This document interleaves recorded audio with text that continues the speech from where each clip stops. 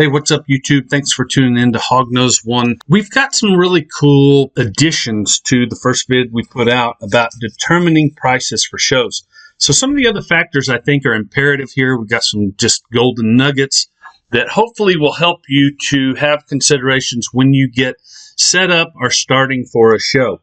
So one of the things is we need to know our audience.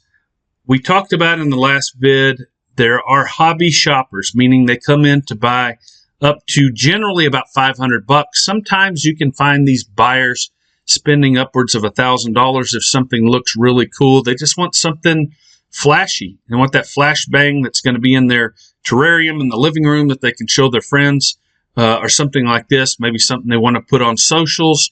And so they're just looking for that nice one-of-a-kind animal. So occasionally you can have some of your nicer stuff up to a value of $1,000 that a pet or hobby keeper will come in to purchase. So sometimes these do take a little bit of explaining, a little bit of education when you're talking to someone. It might tie up your time for, 30, 45 minutes when you're doing a show. That's why it's good to have two people at a table. I would suggest having at least two.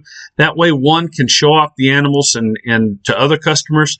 And if you need to have that time to designate or dedicate to your potential buyer, you can talk to them about education. So the other type of shopper is going to be a business shopper. And this is in an investment sense. So somebody that wants to buy into a specific project that you're working. So typically these are a little more detailed project. I would say that snow is probably on the baseline of that, meaning that everything moves forward from that. Snow are fairly common, yet they still hold a decent value. And the value of snows at shows can go anywhere from $450 to $600, depending on gender or size. If they're bigger than that, they may demand more than that.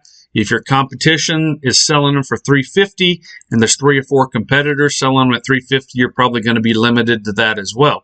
So just keep those things in mind. But within the hobby shopper, and sometimes the business shopper or investment shopper, you have someone that is there for the experience.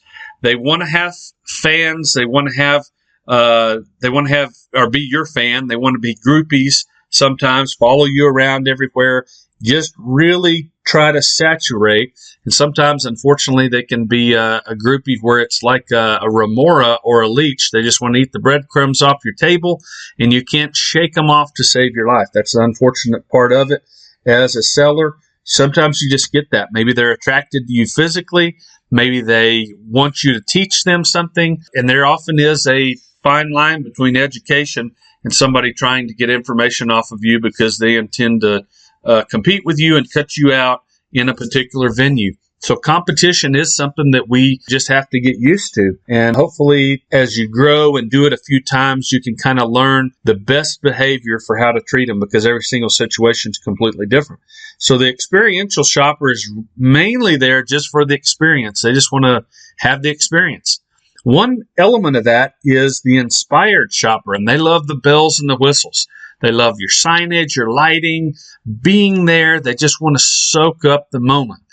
And unfortunately, we have the smell of snake musk and people walking through with body odor that don't have good hygiene, and halitosis and whatever may be going on in the room, or a retic taking a dump in a big tub at the booth right behind you. Those are different than smells and sights somebody might have at a carnival, where they get to, smell pretzels or, strawberry lemonade or something like this.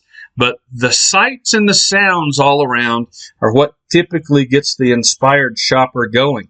And occasionally they'll buy too, but sometimes they don't.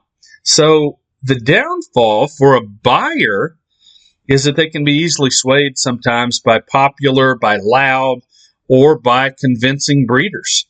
Oftentimes this shopper will sell the family cow for magic beans. If they're just given an experience, sometimes they'll just come in and just divest their money or time or whatever. And if you're a good seller, if you care about the animals you have and the animals that you're putting into somebody's hands, it's a great situation all the way around.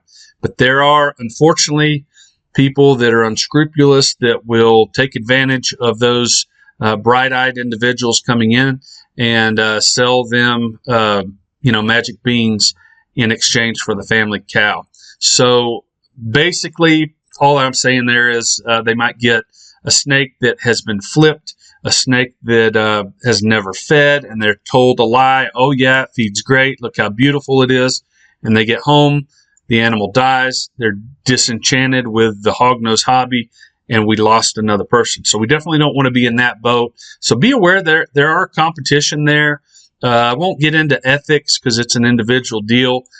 Sometimes it's really frustrating because you see somebody that is taking in $5,000 and flipping little skinny hognose snakes that have a very slim chance of survival. So that is going to wrap up this portion. We'll move on to the next type of audience in our next video. And I just want to thank you guys for tuning in and catch you on the flip side.